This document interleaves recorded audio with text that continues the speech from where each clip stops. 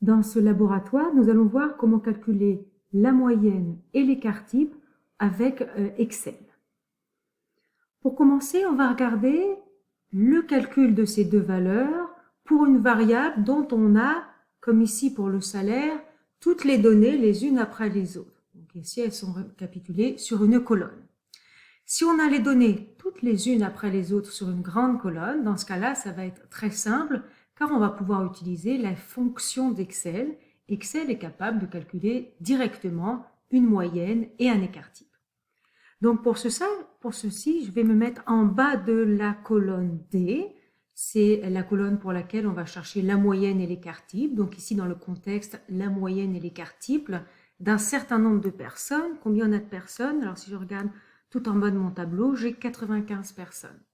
Donc pour ces 95 personnes de mon échantillon, j'aimerais trouver le salaire moyen et l'écart type de ce salaire. Donc là, je vais utiliser la moyenne Excel. Donc ce que je veux dire, c'est la moyenne qui utilise la formule d'Excel. Et ensuite, on calculera l'écart type en utilisant là aussi les formules d'Excel. Donc pour calculer la moyenne du salaire, je clique avec la souris sur la cellule où je vais obtenir mon résultat, donc ici dans cette cellule-là. Puis je viens cliquer sur petit fx, insérer une fonction. Dans les dernières utilisées, il y a de fortes chances qu'il y ait déjà la moyenne. Donc vous cliquez dessus, ensuite OK. Et maintenant, on doit sélectionner toutes les cellules contenant les nombres pour lesquels on veut calculer la moyenne. Donc là, les cellules que je veux calculer, elles sont cachées derrière ce petit menu. Donc je peux le déplacer, je clique dessus et je le déplace sur le côté. Maintenant, avec par exemple la roulette de ma souris, je reviens tout en haut de mon document, puis je clique sur la première cellule pour laquelle je veux calculer la moyenne. Je garde la souris à cliquer, je reste appuyé sur la souris et je descends pour venir sélectionner ici l'ensemble des nombres qui m'intéressent. Et je remonte, et voilà. Donc là, j'ai sélectionné tout le nombre, je relâche la souris, puis je viens cliquer sur Entrée ou OK, et on obtient la moyenne immédiatement. Pour calculer l'écart type, ça va être la même chose. Donc je clique d'abord sur la cellule où je veux faire apparaître mon résultat, et je viens chercher la fonction en appuyant ici sur le petit fx.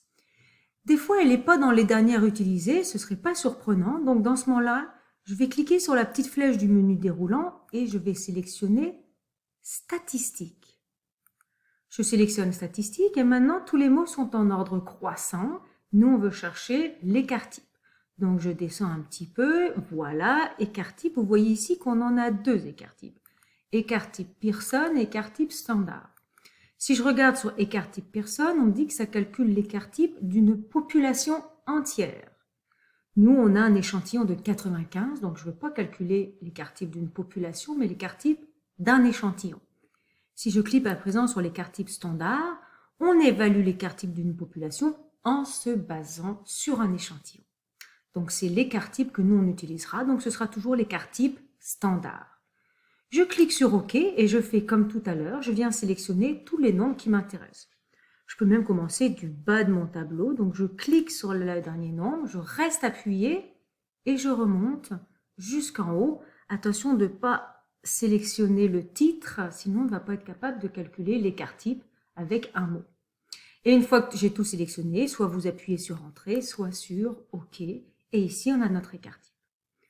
L'écart type ici, j'ai dû forcer les cellules au départ, mais il y a de fortes chances que ce soit un nombre avec des décimales parce que c'est une grande racine avec un quotient. Donc, je vais forcer mon ordinateur à ajouter des décimales en cliquant ici sur le petit bouton. Donc, je clique et puis mettons par exemple 3 décimales pour l'écart type. Voilà notre résultat. Donc, voilà ici comment calculer la moyenne et l'écart type.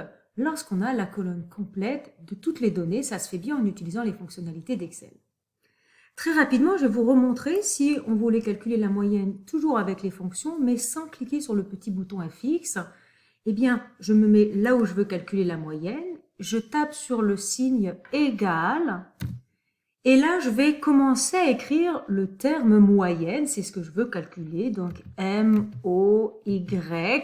Et vous voyez que déjà ici, Excel me propose la moyenne. Donc, je double-clique sur la moyenne et, même chose que précédemment, je viens sélectionner avec la souris en restant appuyé l'ensemble des cellules pour lesquelles je veux calculer la moyenne. J'appuie sur Entrée et évidemment, on a le même résultat que tout à l'heure. Même chose pour l'écart type, plutôt que d'aller rechercher la fonction avec le petit fx, je me mets là où je veux calculer l'écart type, j'appuie sur égal, n'oubliez jamais ça, et je veux calculer l'écart type, donc je tape écart type finalement, donc E-C-A-R, et là, qu'est-ce que me propose Excel? Écart moyen, c'est pas ce que je veux, écart type Pearson, c'est celui pour la population, je le prends pas, pardon, et écart type standard, c'est celui que je veux. Donc, je double-clique sur écart type standard et de nouveau, je viens sélectionner l'ensemble des cellules qui m'intéressent. Je clique sur Entrée et bien évidemment, quelle que soit la technique utilisée, vous obtenez le même résultat. Donc voilà deux techniques différentes pour calculer moyenne écart type en utilisant la fonction d'Excel. Je vais dans une vidéo juste après vous montrer comment calculer la moyenne et l'écart type, mais lorsque les données ont été regroupées dans des tableaux de fréquences. Là, il va falloir faire à la main.